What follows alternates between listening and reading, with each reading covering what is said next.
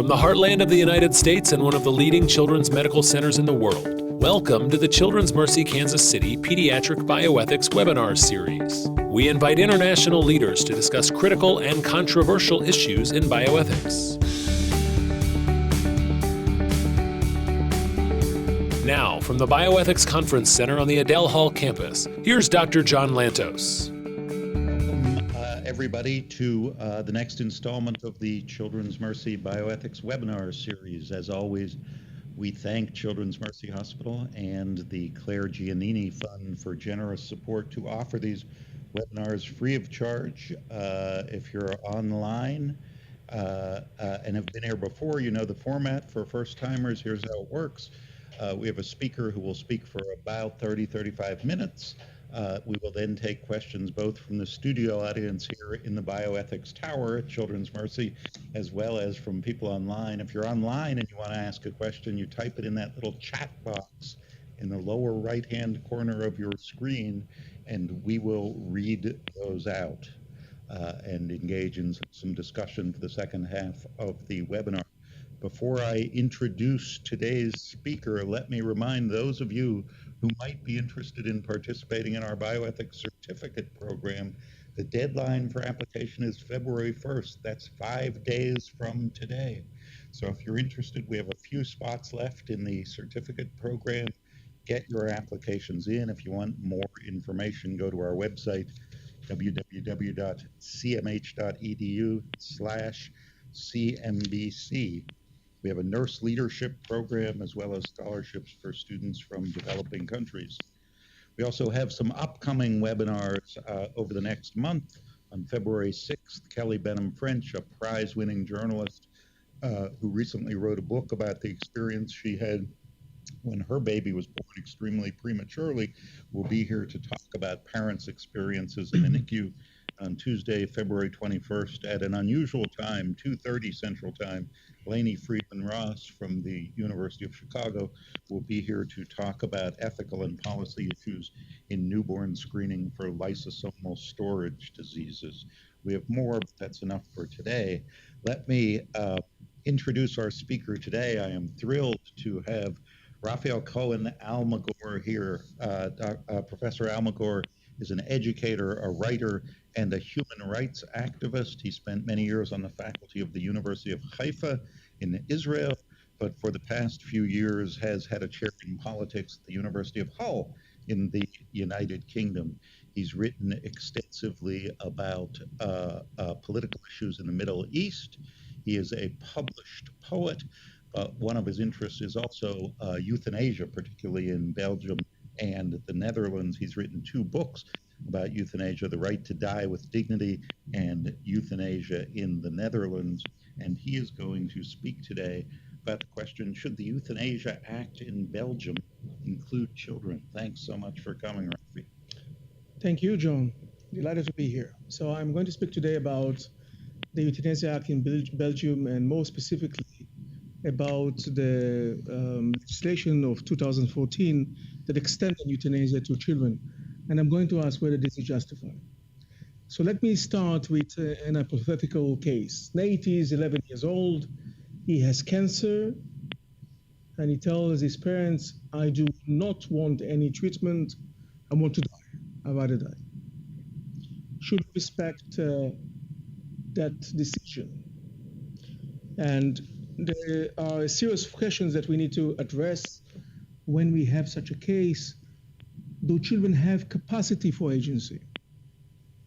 Are they able to make decisions concerning life and death? Can children understand the meaning of death? Are children capable to weigh various alternatives for treatment short of killing you? Is there a difference between adult euthanasia and child euthanasia? Does life experience matter? Because children, of course, do not have the experience that we adults enjoy or have in the past.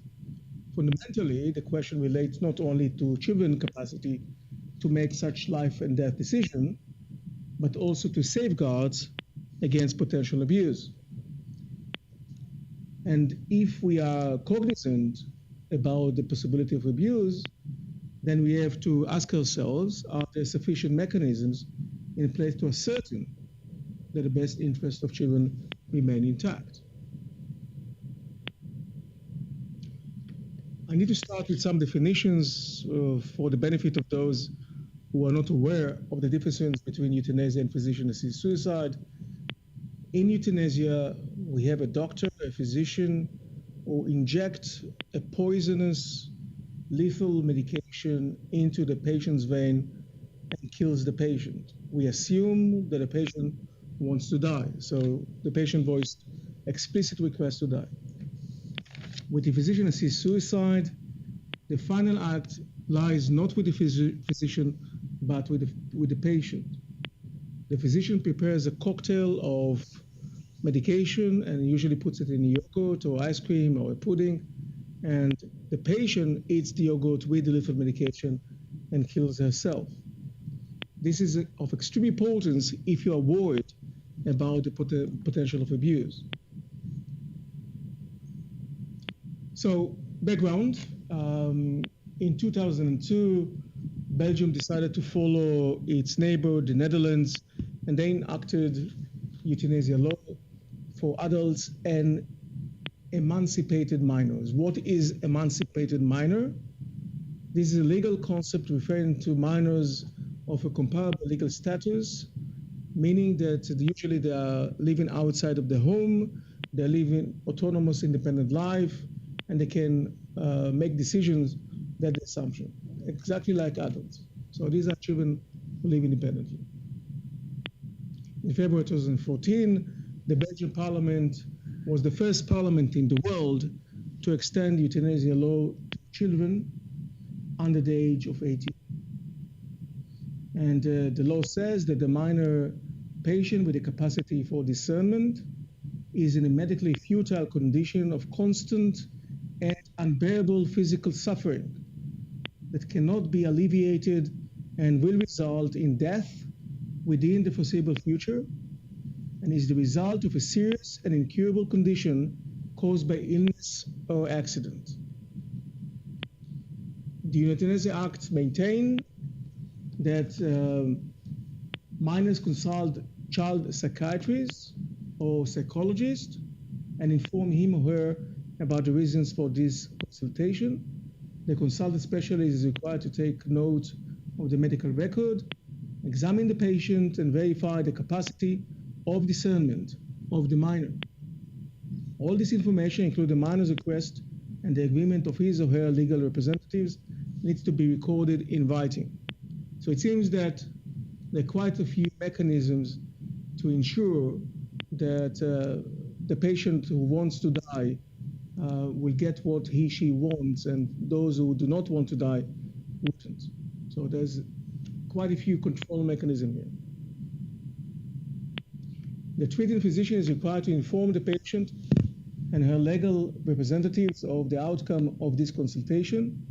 At a meeting with the minor's legal representatives, the treating physician provides the patient with all the required information and verifies that the representatives agree with the request of the minor patient. The decision to request euthanasia must first be put in writing by the parents and the family, who are offered some psychological support.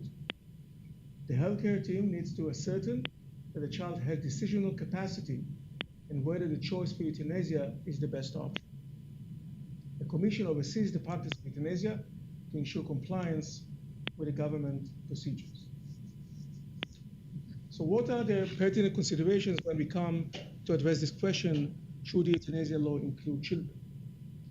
First of all, we're talking about the autonomy of the patient's capacity to self-rule, to govern his or her own life. Another major consideration is the competence of the patient. The assumption is that children have the competence to make such a detrimental decision. Now, the euthanasia law does not specify any age, but I would like to consider this issue, whether we need to address the issue of the patient's age and his or her maturity. I would also like to address the issue of pressure and abuse, and I would like to accentuate the importance of palliative care because my studies about adult euthanasia have shown time and again the importance of palliative care in alleviating the need and the request to die in some occasion, not all of them, but in some occasion, whilst you are able to relieve the suffering of the patient, pain, it's possible that the patient no longer would wish to die. So palliative care is of immense importance. Now let us start with the issue of autonomy. What do we know about children's cognitive and mental development that are essential for the crystallization of one's autonomy?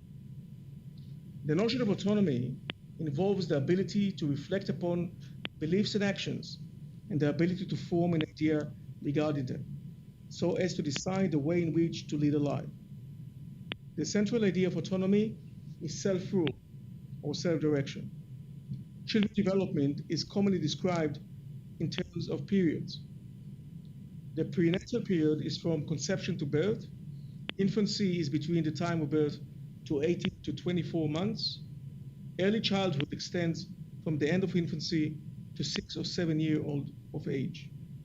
Then the frontal lobe of the brain develops rapidly, enabling children to plan and organize their activities and to pay attention to tasks.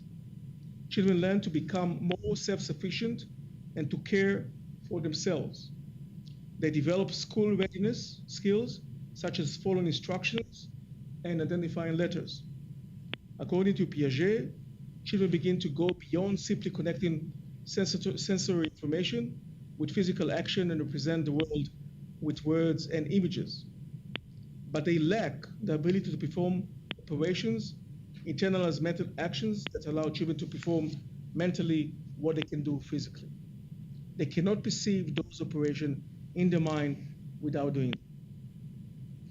Middle and late childhood is the development period from the age of 6 to 7 to the age of 11.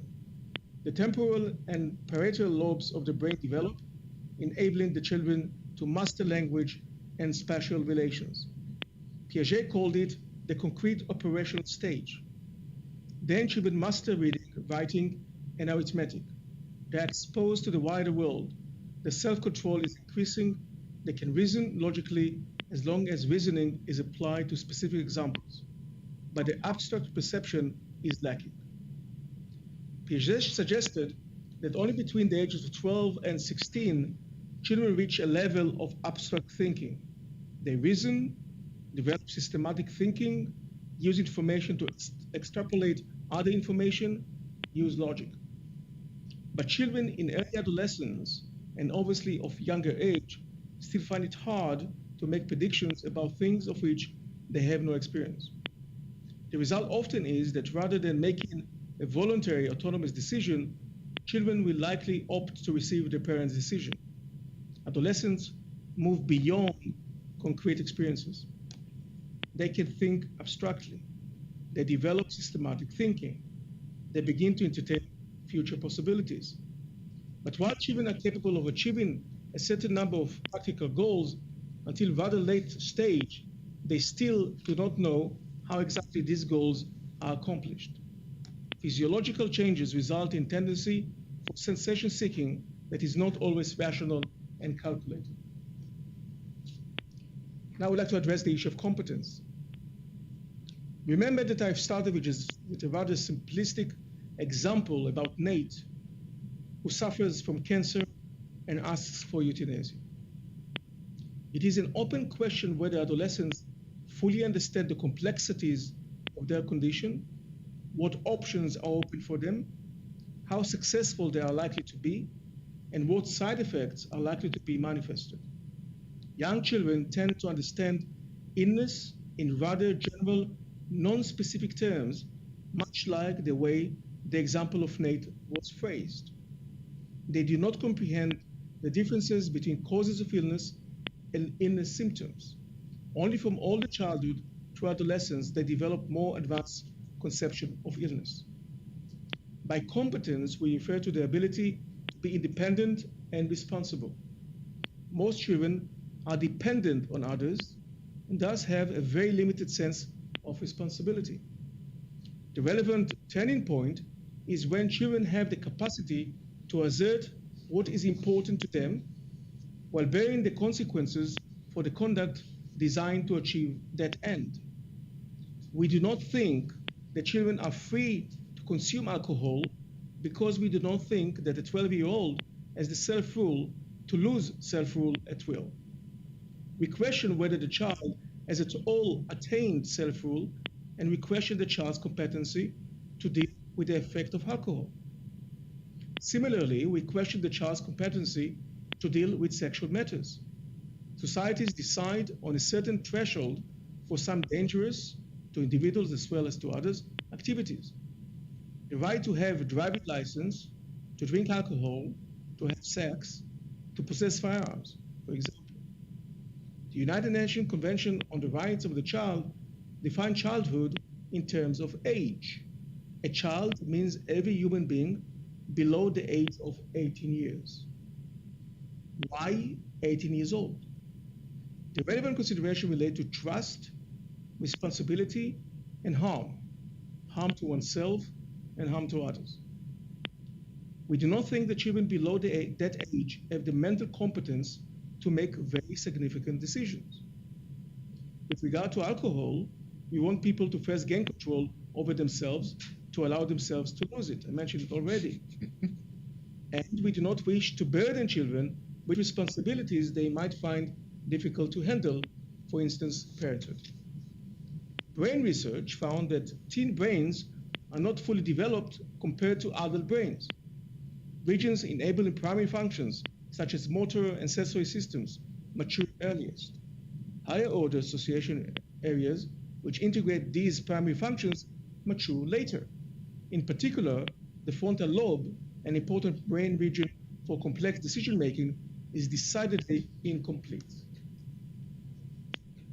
And I come to age and maturity. As I say, in the Belgian law, age is not mentioned. The law does insist that a psychologist or psychiatrist verifies that children understand the consequences of their decision. Granted that the biological development of a teenager is not an exact science, and that the ability to make decisions vary from one child to another. This ability is influenced by the individual mental attributes, their environment, their sensitivity to context, including physicians and parental attitudes, and the way information is presented to them. Thus, arguably, a 17-year-old cancer patient might be perfectly mature and capable to make decisions about her life. But the law in Belgium did not specify any age at all. Age became irrelevant. The dismissal of the concept of adulthood is, in my opinion, questionable. Most young children do not have particular life ends. The sense of purpose and goal in life is limited, and it might also be quite unstable as they change their minds as they acquire new experiences. These characteristics bring us to think that children are not entitled to the same rights that adults have. We put limits on things that we believe require a certain amount of maturity and responsibility. For instance, driving, voting, fighting wars, buying a house, even when the child is a bearer, is privileged, and has the money. We establish age of consent and limit the voting age as we believe that some issues are better reserved to a later stage of life, when we develop our mental and physical faculties and could cope with partnership, sexuality, desires, the raising of children, and the duties of citizenship. The right to die is no less important than any of the above issues. Death brings to end all other rights. Why should children be allowed this right while other rights are negated? Indeed, if children can consent to die, one may argue that they should enjoy the autonomy to drive, to vote, to bear arms, to marry, to have sex, to bring children to the world, and to do many other things that many of us believe children should not have the right to.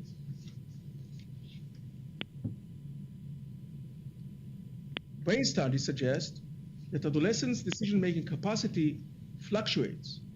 Notwithstanding raging hormones, risky behavior, and rebellious tendencies, teenagers are unable to consistently make decisions as adults do. This explains why adolescents are 3 or 4 times more likely to die than children past infancy.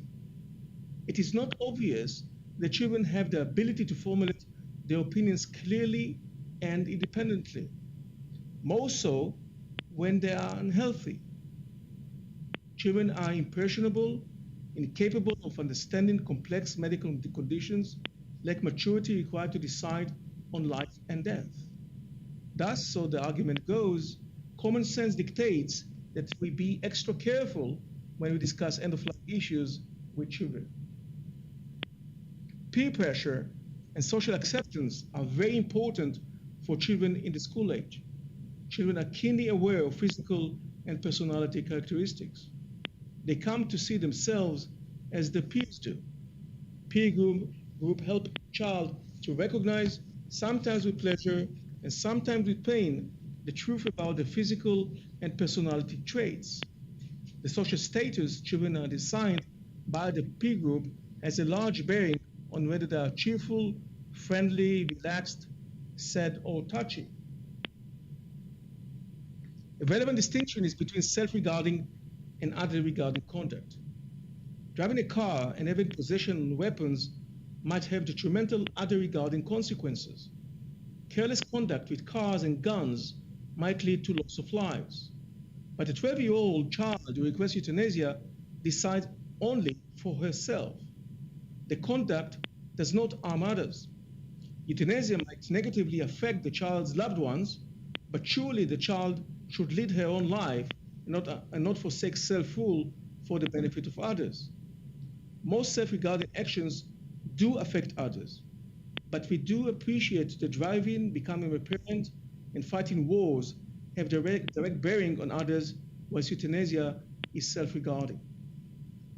The distinction between self-regarding and other-regarding conduct resolves part of the dilemma, but not all of it. There are self-regarding actions that are restricted to children. If children are autonomous to request euthanasia, then this egalitarian logic suggests that they're also autonomous to consume alcohol and smoke. But somehow, the autonomy reasoning is circumscribed when the latter issues are considered. Now I want to consider pressure and abuse. It is not obvious, at least not to me, that children have the ability to formulate their opinions clearly and independently, more so when they are unhealthy. The propensity of adolescents to risky behavior as part of their identity explorations, the sensation and thrill-seeking, which is the desire for novel and intense experiences, the relative freedoms they enjoy as they are less constrained by other responsibilities, all these tendencies undermine adolescents' capacity to take well-considered decisions for themselves. Common sense dictates that we be extra careful when we discuss end-of-life issues. Children are more vulnerable than adults, and it is our duty as a liberal society to protect them. Coping with adolescent patients at the end of their life can be draining, difficult experience. The burden on the patient's family might be for some too much to bear. Guardians' conscience would not allow deserting their children, but coping with the constant strain and pressure might prove to be too difficult. If the children ask for euthanasia, then this would solve the problem. After all, this is the wish of the child. Thus, families might manipulate the suffering children to opt for that decision. Disturbingly, evidence shows that one of the prime reasons for physicians to conduct adult euthanasia in Belgium is family pressure. The opposition to the 2014 extension of the law asserted there are not enough effective mechanisms installed to protect adult patients. Thus, it is our responsibility to find amends to existing problems before creating potentially greater problems. The Euthanasia Act prescribes that the minor's legal representative should consent to the child euthanasia. It is unclear what should be done in case of disagreement between patient and legal representative or representatives. The implicit assumption is that euthanasia is warranted only in a case of consensus. The silence of the law also assumes that parents on such an important issue manifest agreement. But the law does not explicitly prohibit euthanasia when consensus is lacking. Thus, in principle, such a case can take place. The legislator should explicitly insist on consensus of the minor, the legal representatives, and the medical team. As I said, the law is silent about these issues. And now I'm coming to the last issue, which is palliative care. Belgium is said to have one of the best pediatric palliative care system in Europe. It used to be bad until 2000, but since then there was a great improvement. Patients with an enhanced sense of psycho-spiritual well-being are able to cope more effectively with their conditions, so research says. Emotional distress, anxiety, helplessness, hopelessness, and fear of death are all detract from psycho-spiritual well-being. Comprehensive palliative care, which includes anxiety relief, pain and symptom management, support for the patient and their loved ones, and the opportunity to achieve meaningful closure to life should be the standard of care at the end of life. However, literature has shown that there are strong-minded people who wish to determine the time of their death, notwithstanding palliative care. This is to say that you must exhaust the possibility of palliative care, but I do acknowledge that on some occasions that won't be a solution, that won't be sufficient. You exhaust all the palliative care options, and still some patient would insist on having euthanasia. I acknowledge that. If the child is suffering from an incurable condition, no medical solution can be offered, and it is evident that the child has entered an agonizing dying phase, that the medical care team should not stand idly by and watch the child die in agony. Then euthanasia in Belgium is the last resort, the only way to relieve the child of agony. So I accept that there are cases where children should be given euthanasia, but I think that the law has to be circumscribed. What do I suggest? I would like to suggest several things that I think would improve the law in the future. So I'm here providing constructive mechanisms for improvement. Firstly, relying on the brain research studies that I've done and that I looked at others, and also the development of children studies that I've done from Piaget onwards. I think that we need to distinguish between infants, children, and adolescents. Infants are either 7-year-old, children are 7 to 14-year-old, adolescents are over 14. This is called in the literature the rule of 7. And I think that it has visible grounding in science and should be also have visible grounding when we are talking about euthanasia. I suggest that only adolescents, meaning patients of the age of 14 and above, have the capacity to make competent decisions and be sure entitled to have euthanasia. Given the physical, emotional, social, and financial dependence of children on others, given their young age and lack of experience in dealing with illness and pain, given their difficulties in making great decisions, it is doubtful that young children are able to make autonomous and voluntary decisions. It is doubtful, at least to me, that a child of 6 years old or 8 years old is able to make such a harsh and fateful decision.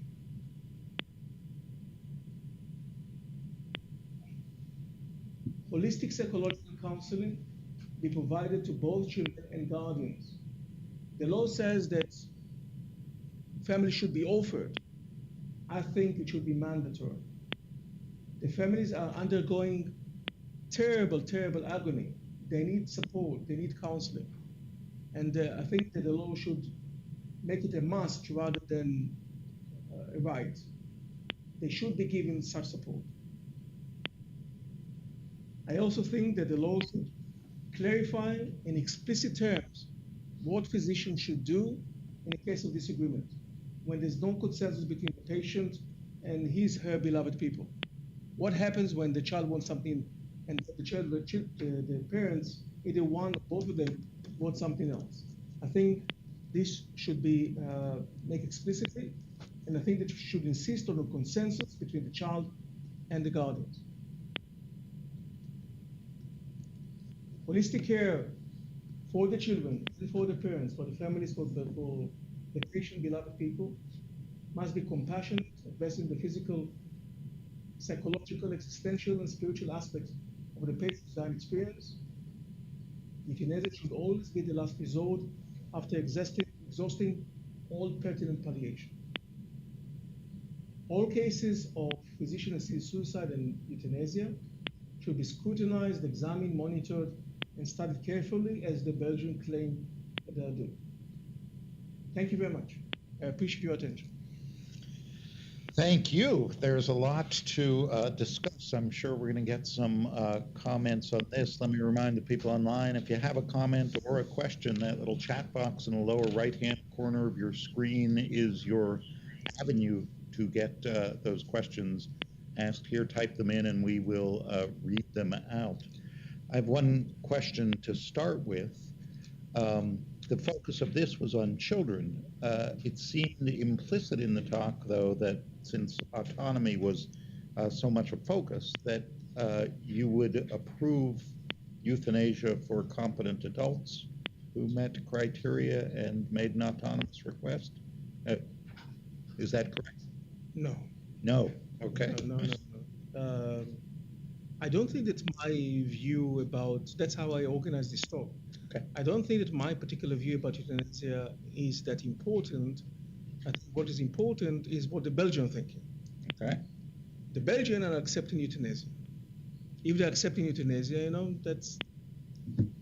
that's their policy. Okay. They should do it the best way they can to serve the best interest of the patient. But I don't voice an opinion about whether I'm in favor or support euthanasia. The entire paper is written to cater for improvement for the Belgians. Got it. So if they are going to have legalized euthanasia for adults and they want to extend it to children, that's what they need to do. Got it. Thank you for that nice exposition, Raphael. I'm aware of the fact that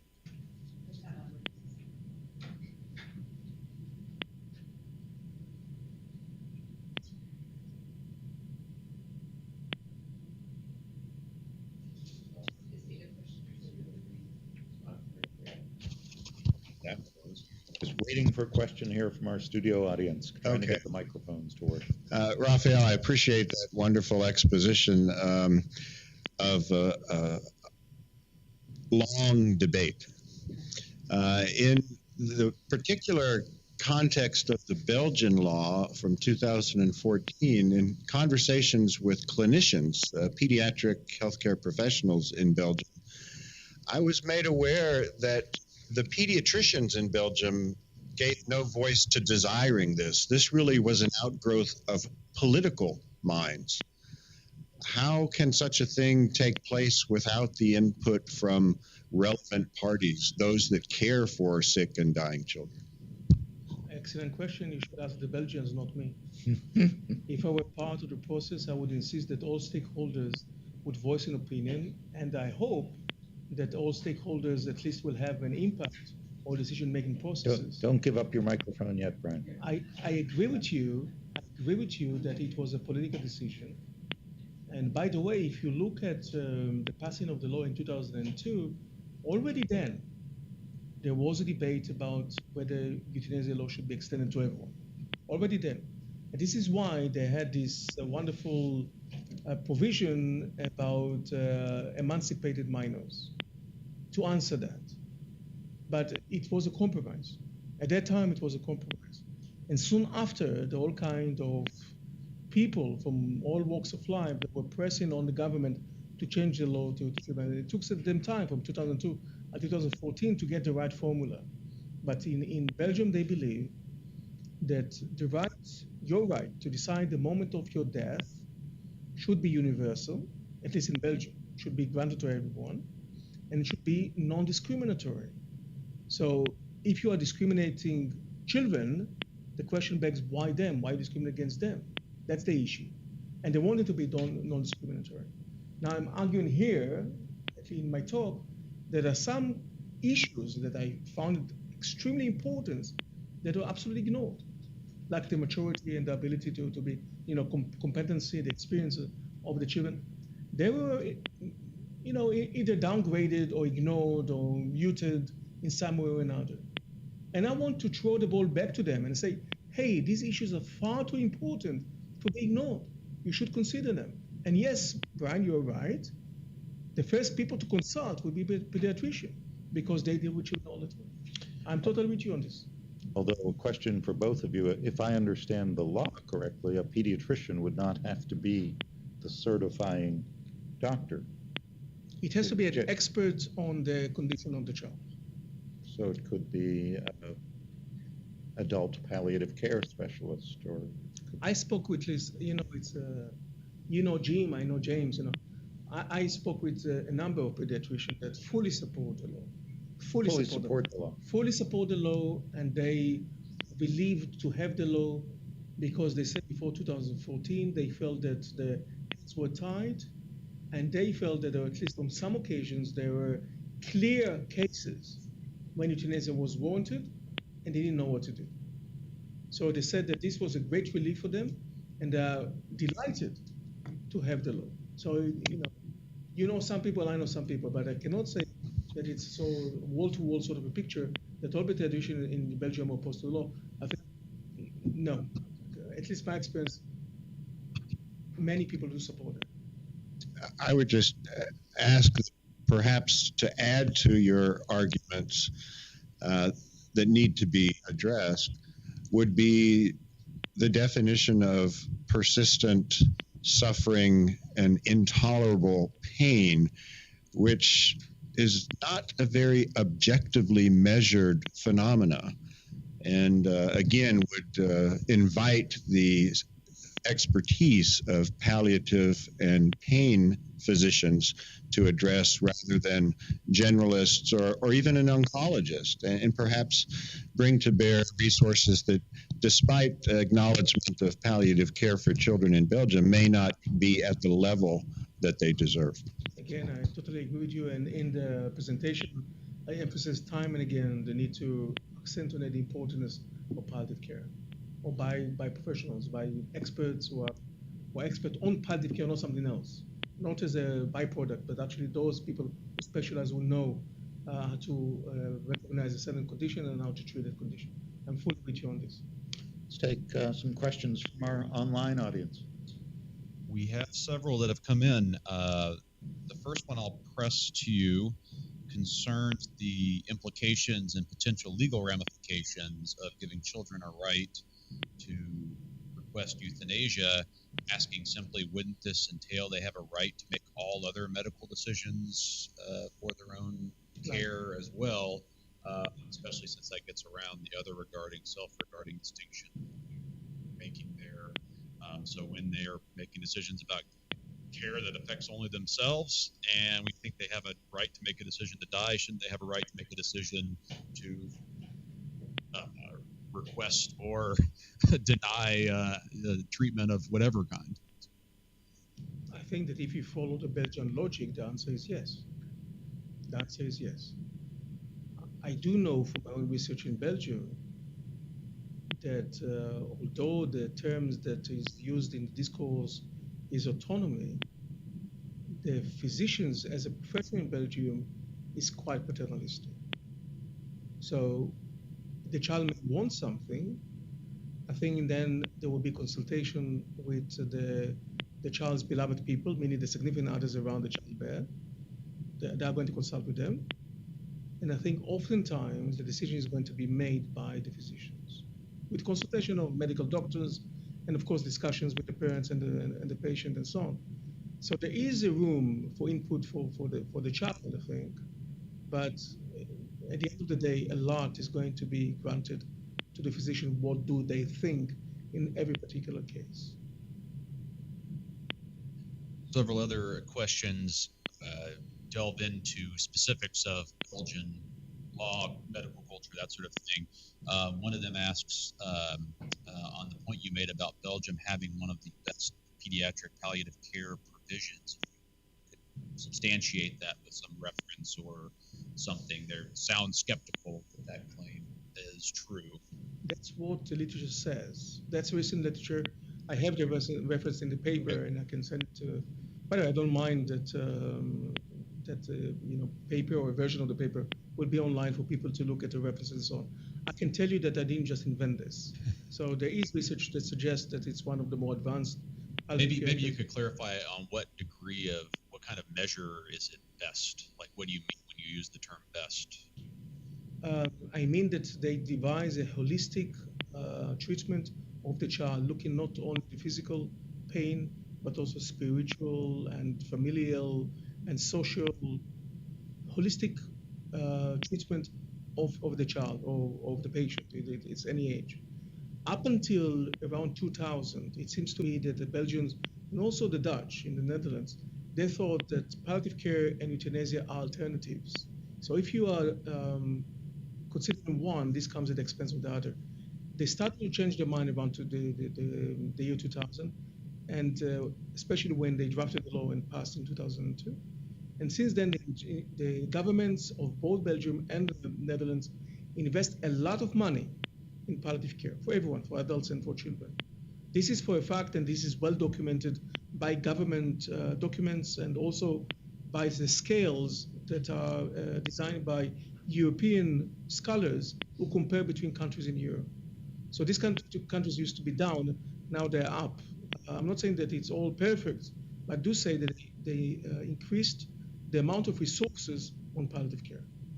Okay, so for those who were asking the question or interested in it, it sounds like we'll have the paper available later, and this sources are cited there. So the draft. And the reference. Yeah. So a few other questions, again, kind of from the Belgian perspective here. One person notes that defenders of the act often emphasize the rarity, the extreme rarity of the circumstances that could even be, under which it could even be pursued as sort of, I guess, a defense against the slippery slope worries. It's sort of, we have a similar thing in the Oregon law where we talk about how tightly restricted it is and that there's been no explosion of cases. And it looks like it's not being abused. So how would you respond to that kind of posing? And I take it that might be an argument for something before 14. Someone might say if it was really tightly controlled. So are the criteria restrictive enough that it only applies to a very rare subset of cases? I think so, yeah. Until now, since the passing of the law, I know of one incident. Right, and that's actually one of the other questions is it looked like the reports of the first case came out only in the fall of this past year, and the person was wondering if you're aware of any published scientific literature about that, anything at all telling us about. There's a paper that is coming up by Professor Sigrid Sturks, I think, that is related to that issue of the child. I think it was a young girl of the age of 17. That's the only paper I saw draft paper. It's not published yet.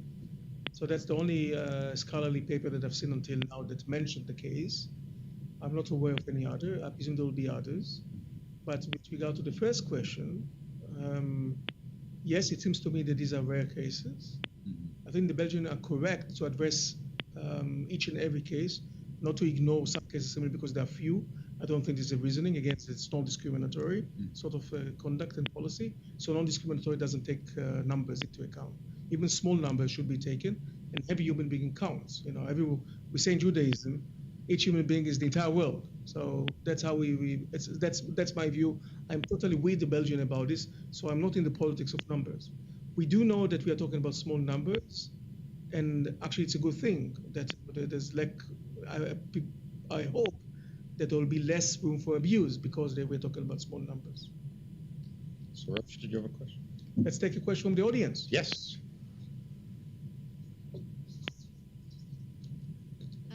So say that children do not have the capacity to make a decision because they lack experience and they cannot foresee the future prospects.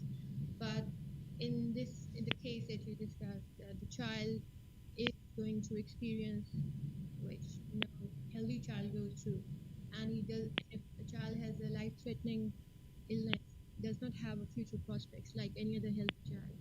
So don't you think that child should have a right to make a decision first? I said,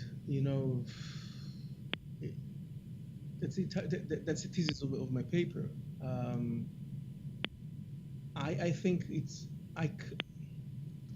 from the life of me, I don't want to give such a decision to a 5 years old or to 7 years old. I don't think it's right. Although your case was an 11-year-old case you started with. Yes, it was an 11. It's just on the brink of this, and Yeah. but the case was just to show how children perceive this kind of condition. Mhm. I would never. I mean, if I'll take sort of a case study and teach students, this will be just to spark an argument. I simplified Nate because I think this is the way the children may paint the world. A lot of black and white. Well, we know that actually in reality it's a lot of grays here, which I think many children have failed to recognize.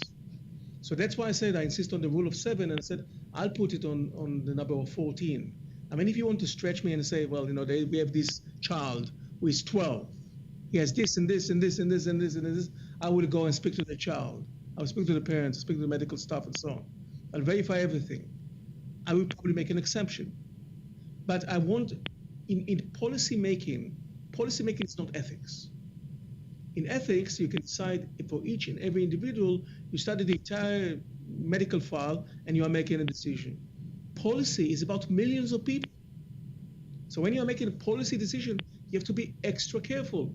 And I think you must put some line.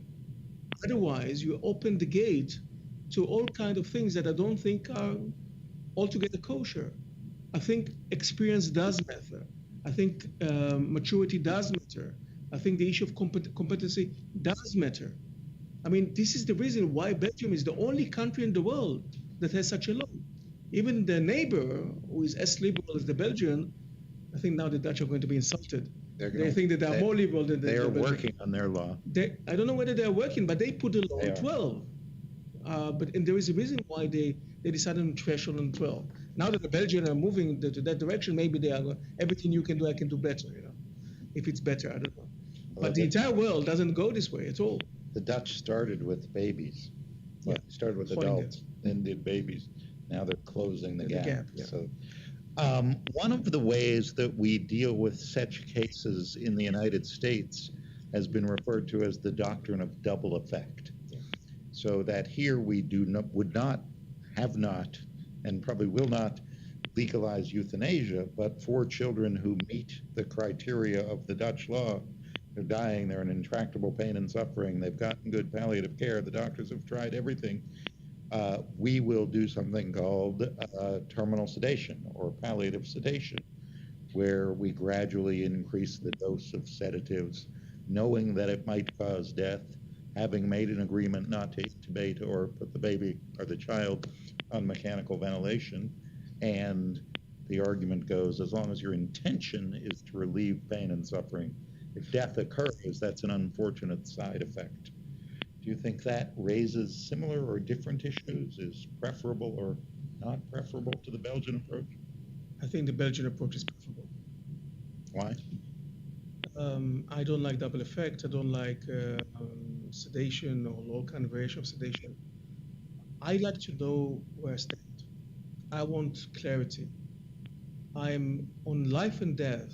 I'm very formalistic. I want law. I don't want to have gray areas to which only selective few can enter. Because the selected few, and you are a physician, John, don't take this personally. The selected few are physicians. And with all due respect to physicians, and there are varying degrees of trust in physicians, and there are good physicians and not so good physicians, I think we can agree on that. I want to have a say. I, as a patient, want to have a say. I don't want to leave the decision making to your capacities, to your whims, to your mental direction, to your perception of me, because sometimes some doctors don't like some of the patients. So it happens. I want clarity, and I think that the law provides this clarity. So I deeply oppose to double effect. I think that the intention issue is extremely problematic and very hard to prove. I don't like it. And sedation, I think, is absolutely awful, especially terminal sedation. Because with euthanasia, at least, or physician-assisted suicide, the patient can call in all the beloved people, say farewell, die preferably in his or her own bed, home, have a celebration of life before departing, saying goodbye, get them the little medication and die. With terminal sedation, the medical doctor, the medical care around the bed, they decide for the patient that he is going to die, and the patient is not even aware that he's not going to wake up. There's no time for farewell.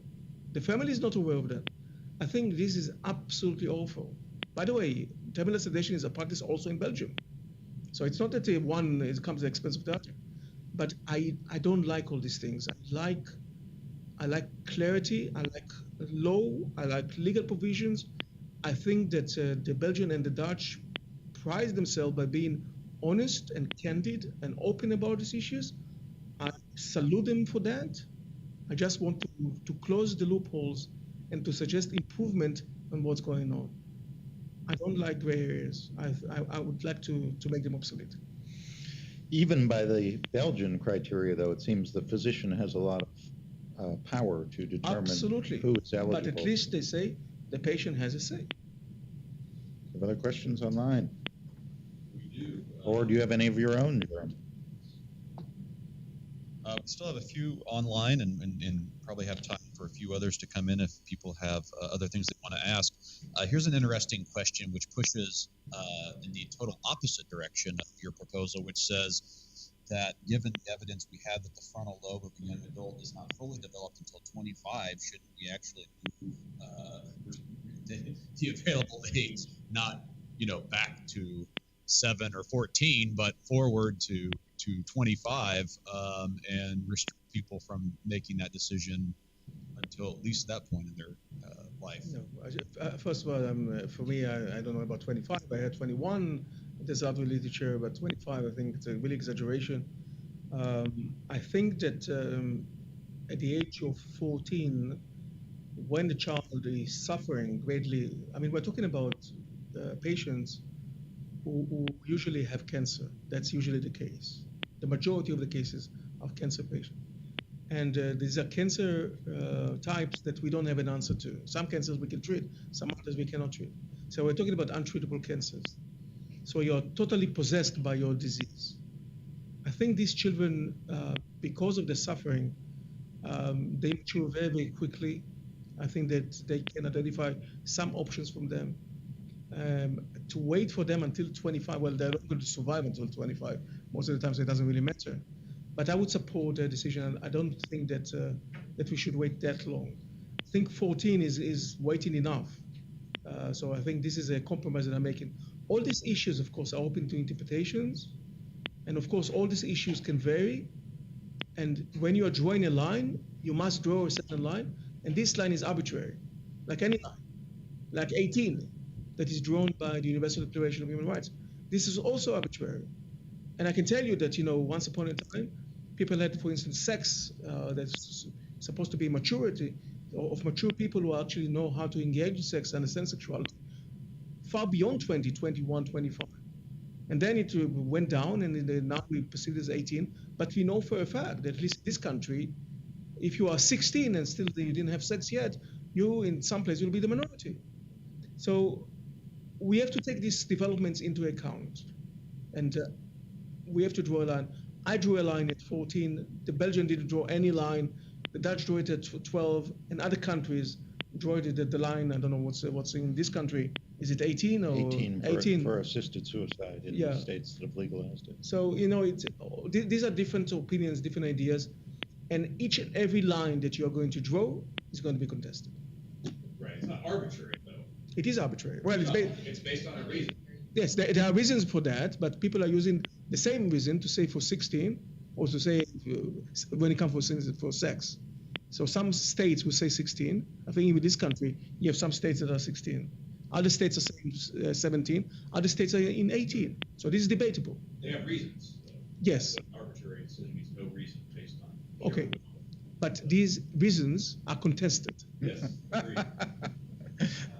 Raphael, I would want to address what I believe you expressed is really a common misconception. While some of the cases as drawn out in the Belgian law that you addressed nicely would seem to be the most complex adolescents with incurable cancer, In fact, most deaths in childhood are not due to cancer. And the number of children in America that die each year with cancer is only in the order of 2,000 deaths, whereas there's a total of 45 to 50,000 deaths in childhood in America each year. So I think there's a common misperception on the part of many lay persons. When I say lay, I mean non-clinical, non-medical persons, that the face of the child dying with cancer is in fact the face of children dying in whatever country. They have been the face that's been presented to the public.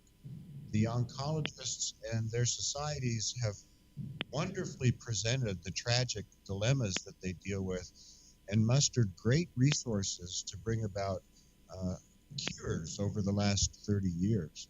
But the face of dying children across the world is not, in fact, the cancer dying patient. There are children with all sorts of inborn errors of metabolism. There are children that have birth defects. There are children that have cystic fibrosis or sickle cell anemia or a number of other things, even trauma, accidents, motor vehicle and otherwise. So relegating this argument to the obvious and tragic circumstance of cancer, I think, is an inaccurate and incomplete presentation. So you are talking about children between the age of a day until 18? Yes. Okay. I was speaking about patients who ask for euthanasia. Okay? So the majority of patients who ask for euthanasia, they are cancer patients, at least in Belgium and in Netherlands. These are the two countries that have euthanasia. This country, as far as I know, we don't have euthanasia yet, so it's not really applicable. But in the countries that do have euthanasia, the vast majority of the patients are cancer patients. And for me, it's no accident that the first patient that's documented is a 17 years old cancer patient. That's not something that surprises me. But the clinical reality in this country and around the world is children or their parents will request euthanasia. In this country? A lot of places in this country and around the world, the child who's endured long-term therapies and is yet to be cured and is enduring pain and suffering and is envisioning what the future might be, might decide, no, I don't want another bone marrow transplant. No, I don't want stem cell research. No, I don't want this expensive pharmaceutical. And he or she may voice that to their parent, and parents may even voice that to clinicians in the States and other places. It's just the receptivity, as you noted, is not here to listen to that and respond in a positive manner. It's really a response that turns towards palliation and an exploration of why the request comes, where does it come from, how can we improve the circumstances. So again, I don't mean to suggest that a 4-year-old that has birth defects is going to ask for euthanasia. But it's not uncommon in the pediatric and the neonatal ICU that certain patients are so drastically affected by their illness that their parents may, in fact, ask for them.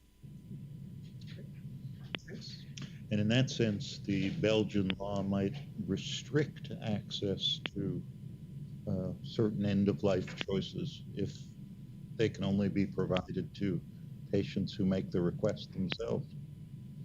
That is, the focus on autonomy may have the paradoxical effect of excluding some people. A 4-year-old who doesn't have the cognitive capacity to make a request, for example. We have time for one more, I think. One more question. Right. So going back to the distinction between the alternatives of euthanasia and terminal sedation, someone points out, and I would have pointed out myself, that I think what you were posing is, even if that was the reality, it need not be how things go. And so they point to the example of French law, which requires a request, ethics committee involvement, discussions with families, deliberative interdisciplinary meeting before a decision to do this. It isn't like some doctor just sits there and decides to before doing any kind of palliative sedation.